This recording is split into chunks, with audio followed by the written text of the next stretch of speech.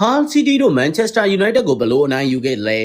အားလုံးပဲမင်္ဂလာပါရွှေကိုးကနေပြန်လေးကြိုဆိုလိုက်ပါရယ်ဘောလုံးပွဲတစ်ပွဲမှာနေပြူဟာအစီအမံတွေဘလောက်ပဲကောင်းမွန်နေပါစေတနက်တလက်လိုထိရောက်တဲ့ Service Street ရှိမှာတော့ကြီးကျယ်ခမ်းနားတဲ့ရီမှန်းချက်တွေပျက်စီးသွားတယ်ပါတယ်မနေ့ကပွဲမှာပွဲထွက်လာတဲ့ Manchester United ဟာ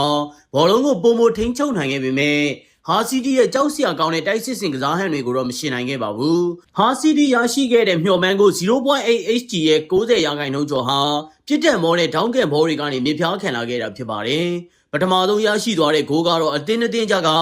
ဒေါင်းကန်ဘောကိုအတုံးချပြီးတိုက်စစ်စင်တဲ့နီးဗျူဟာနဲ့ဂိုးမပေးရရေးခုခံမဲ့ခန်းစစ်ကစားဖို့ကြွားချချက်ကိုအထင်ရှားမီးမောင်းထိုးပြသွားခဲ့ပါတယ်။ဒေါင်းကန်ဘောကနေဂိုးရဲ့နီးရောက်ပို့စီဒိုင်းရိုက်ဝဲဝင်လာတဲ့ဘောလုံးကိုဟာစီတီကစားသမားအီဂန်က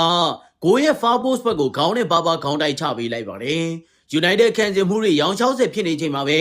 Oli McManny ဟာဂိုးပိတ်သွင်းဖို့ပထမဆုံးချိန်ခွင့်ရရှိခဲ့ပါတယ်။ Man U ကိုသမား Sandy Lansman ရဲ့မယုံနိုင်စရာပုတ်ထုတ်ကာကွယ်မှုကြောင့်သာ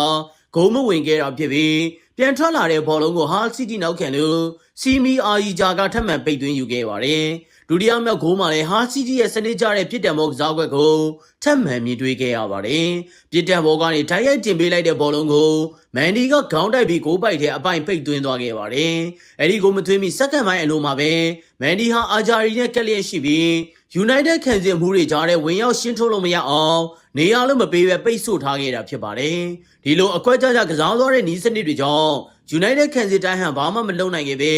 အချိန်ချင်းဒူးထောက်ခဲ့ရပါတော့တယ်။ဒါအပြင် Manchester United ဘက်က PR ပေးပြီးဘောလုံးလူယူတာတွေနဲ့ဖြတ်တင်ဘောရောက်လာတိုင်းဟာစီတီခံစစ်တန်းကလုံးဝမတုံတော့ပဲအေးအေးဆေးဆေးရှင်းထုတ်နိုင်ခဲ့ပါတယ်။ဒီတဲကလာတဲ့ဘောလုံးမှန်များကိုဟာစီတီတို့ကအပိုင်စိုးမိုးထားနိုင်ခဲ့ပြီး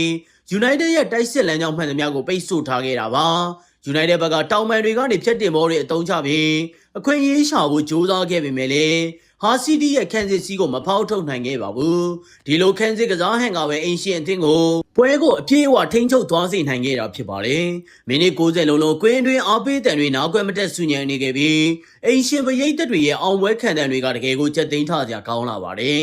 United နီးပြမိုက်ကယ်ကာရီအနေနဲ့ပွဲအဆောက်မှာနီးဗျူဟာအချို့ပြင်ဆင်လာခဲ့ပေမဲ့လည်းပြစ်ဒဏ်ဘောကာကွယ်ရေးမှာတော့အားနည်းချက်တွေအများကြီးရှိနေပါတယ်နောက်ဆုံးမှာတော့ဟာစီတီရဲ့သူတို့ရဲ့စူးစီးမှုနဲ့ဆက်ပစ်နီးဗျူဟာတွေကိုအသုံးချပြီးထိုက်တန်တဲ့အနိုင်သုံးမှတ်ကိုစုခူးသွားခဲ့ပါတယ်။ဒီပွဲဟာနီးဗျူဟာပိုင်းတွေဘလောက်ပဲပြင်လာပွဲစဉ်တစ်ခုရဲ့အဆုံးဖြတ်ဟာတာမန်ပြစ်ဒဏ်ဘောဒေါင်းကန်ဘောတွေကနေရားလက်ပြောင်းလဲသွားလာနိုင်တယ်ဆိုတာကိုတက်တည်ပြလိုက်တာပါပဲ။ဟာစီတီရဲ့ကစားသမားတွေဟာခွင်းတွင်းအစွမ်းကုန်စူးစမ်းကစားသွားခဲ့ပြီး United ကိုလုံးဝအခွင့်အရေးမပေးခဲ့ပါဘူး။ဘောလုံးပရိသတ်တွေအတွက်တော့မထင်မှတ်ထားတဲ့ရလဒ်နဲ့အတူစိတ်လှုပ်ရှားစရာကောင်းလာတဲ့အဖွင့်ပွဲစဉ်အဖြစ်အမှတ်ရနေတော့မှအမှန်ပဲဖြစ်ပါတယ်။ဘောလုံးဆိုတာဒီလိုစမ်းကြက်မှုတွေနဲ့ပြည့်နှက်နေလို့လေကျွန်တော်တို့အစဉ်အမြဲမြင်နိုးနေရတာပဲမဟုတ်ဘူးလား။ဒီလိုအရာသာရှိတဲ့သုံးသက်ချက်တွေကိုအမြဲတမ်းဆင်နိုင်ဖို့ရွှေကို page ကို like and follow လုပ်ထားပြီးပြောကြရင်ဆုံးသက်ပါရစေ။ကျေးဇူးတင်ပါတယ်။